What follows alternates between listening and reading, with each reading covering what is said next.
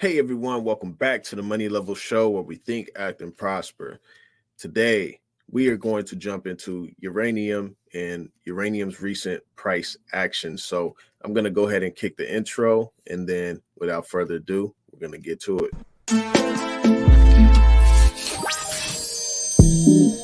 Think. Act. And prosper. You are now tuned into the Money Level Show.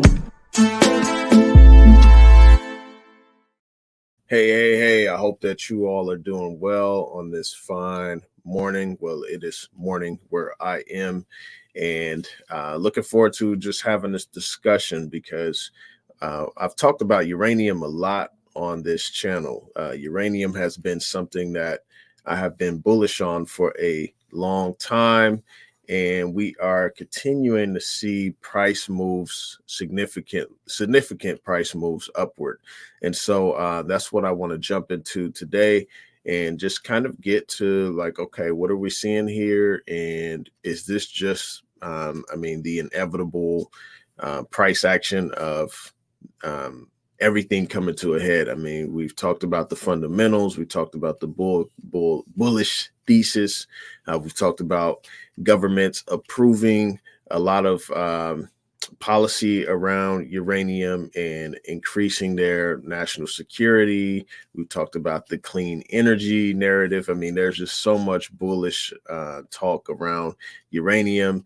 We did have some folks come out and say that uranium was just overpriced and some of the stocks were overpriced and to sell off, and that there was going to be a sell-off, which we did see that pull back recently, but then we just saw a significantly sharper move higher recently as well. So that's what we're going to jump in today. So I'm going to go ahead and share screen here. All right, so first we're going to jump into uranium's price action. So this is not the current price of uranium as of today. I think Justin Hune had posted it earlier. It was about $106, but as of Friday last week, uranium was sitting at $104. And so if you look at from last year, I mean, in the last year, I mean, uranium was at $50, around $50. I don't know what. I guess it closed at $42 back in August or something, but it's shot up significantly higher. I mean, it's up 100%, over 100% on the year, and so this is something that is worth looking at. And there was a lot of concern on my end because many of the equities were not responding. Even a good friend of mine, Daniel from Capital Cosm, he put out a poll asking like, okay, why aren't the equities responding? I remember responding to that poll. And, so it's kind of interesting just seeing like, okay, well, the price of uranium just keeps moving significantly higher. But I do think that one of the major things that was happening was that the institutions were the institutions were buying a lot more, so they were going into like the bigger ETFs, the more larger cap stocks like Cameco and such. And so we did see much institutional buying, and then maybe the recent price movements has been more retail. However, I haven't looked into that significantly to really give that, but that's just kind of a thought that I have. So I'm going to jump over to this article where it talks about the squeeze is on. Was published yesterday on Market Watch. The squeeze is on. Uranium prices hit new record, and industry watchers see further to go. Okay, so here we go. While stocks dither in the new year, a dramatic rally has been underway in one corner of the commodity market that industry watchers expect to just keep going. The spot price for uranium, vital for fueling nuclear reactors, climbed to just over 103 pounds on Monday, a level not seen since 2007. According to a chart from Numerical, a UK-based spot price for uranium that follows a roughly 90% price gain for the metal in 2023 in a market that has struggled to keep up with fresh demand. The uranium market is undergoing a major speculative investment rush, with ETFs holding physical stocks continuing to suck in stocks, thereby adding to the tightness being driven by the prospect of rising demand in the coming years, in a rush of buying from utilities who have become lazy with hedging following years of low prices. So as we can see, I mean, it says, the market is undergoing major speculative investment rush with ETFs and such, but then it also says that utilities are rushing in to buy uranium as well. So that's been the reason behind the price movement. So we've talked about utilities. I mean, because you have the spot market, you have the term market.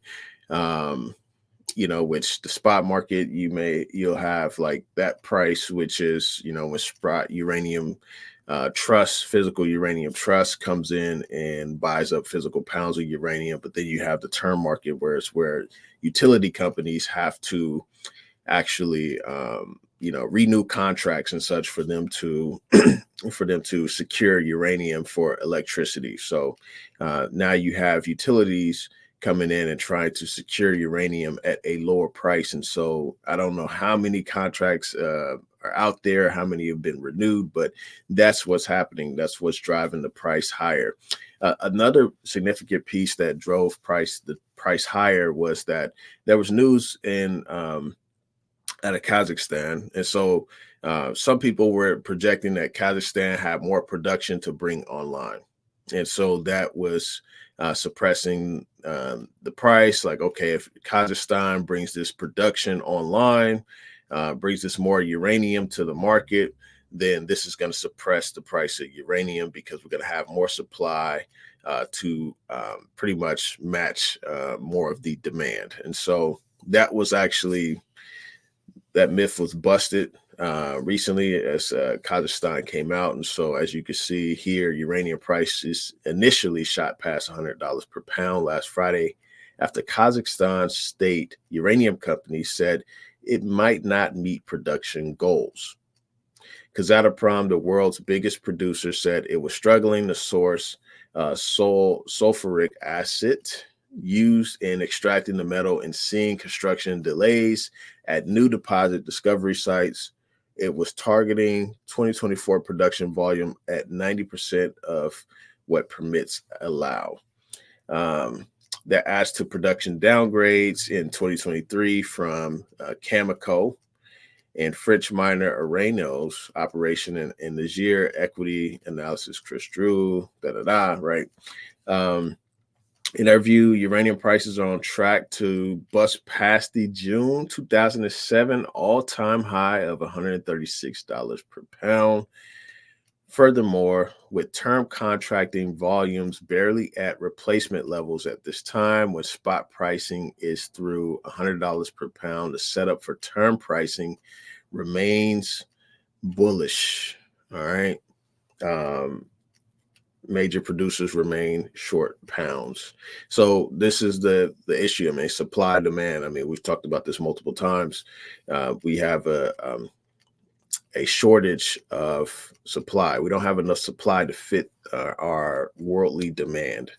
And so now we're seeing this reflect in the price action. So obviously the last high for uranium was $136 per pound, and we're already sitting at $6 per pound. So we're $30 away from the all-time high in June 2007. So how high can this price go?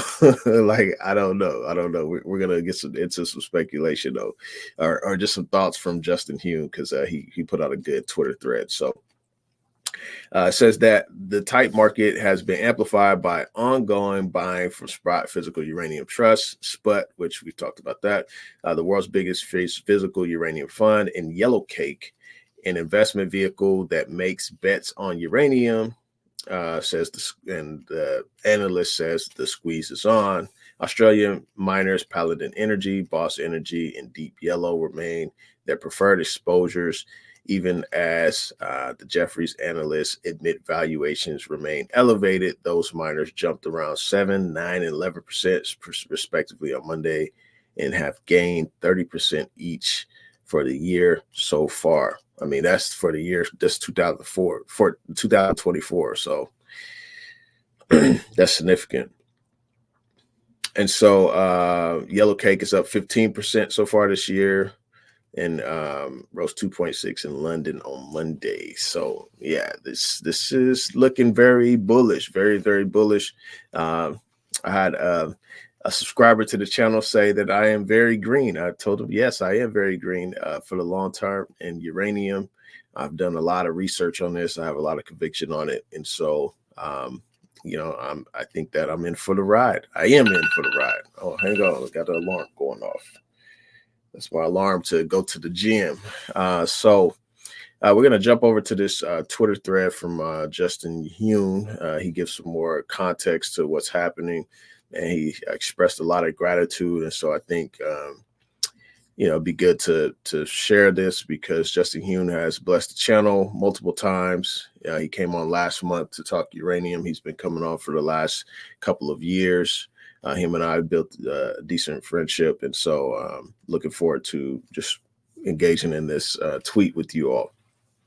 He says, I am deeply humbled by the messages and emails expressing gratitude. It's been an emotional week between the personal stories shared with me and sending my kid off to college. I do my best to be stoic, but I'm really moved by it all. I appreciate all of you. Quick few thoughts. After a week like we just had, it's natural to see the uranium chart going vertical and to think this can't last. It will last until new supply solves the deficit. It will happen, but it's going to take time.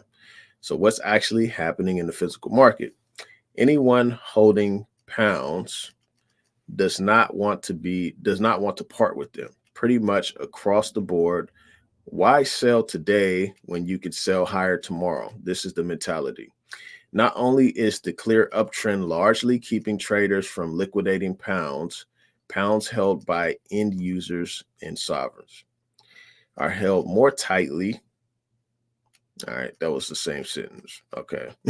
I'm trying to read this, y'all. It's early morning. Strategic inventories are priceless in a structurally undersupplied market. Prior loans are being called back.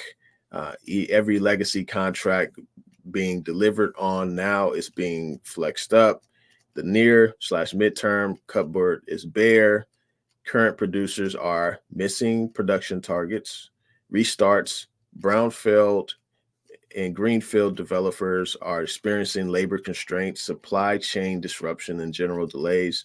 Multiple utilities who have been waiting to enter the term market, hoping for the Russia situation to blow over, will be forced to buy this year or next at prices that seem unfathomable not long ago. Okay, so that's an important part. He says multiple utility companies that need uranium to supply electricity to consumers that have been waiting for the Russia situation to blow over aren't getting that outcome, and so pretty much they're going to be forced to buy uranium at prices that they did not expect, and people that delayed buying them or renewing term contracts last year are now going to have to buy them at significantly higher prices. Russia is short uranium. That's nothing. Russia is short uranium.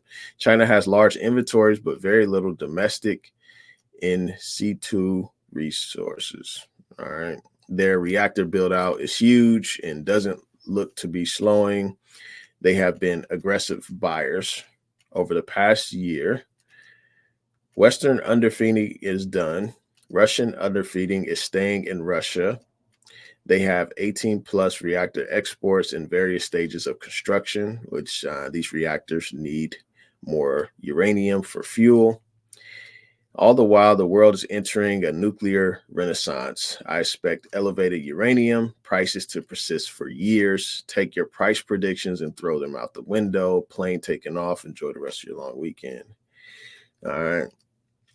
And then a special thank you to everyone who has supported me with a Uranium Insider membership. It means more than you know. All right. You can check out Justin Hune at uraniuminsider.com. But yeah, that's the news on uranium. So I hope that you all are doing well. Hope that you all held strong throughout the ups and downs of these markets, the volatility and everything. And I hope that you all are profiting because here we think, act, and prosper. We've been looking at uranium for a number of years. I brought multiple experts on to talk about uranium: Rick Rule, Justin Hune. I mean, just to name a couple. And yeah, we've been putting this word out here. So I hope that you all were able to think, act, and prosper. And so you all take care, and y'all have a blessed day. All right.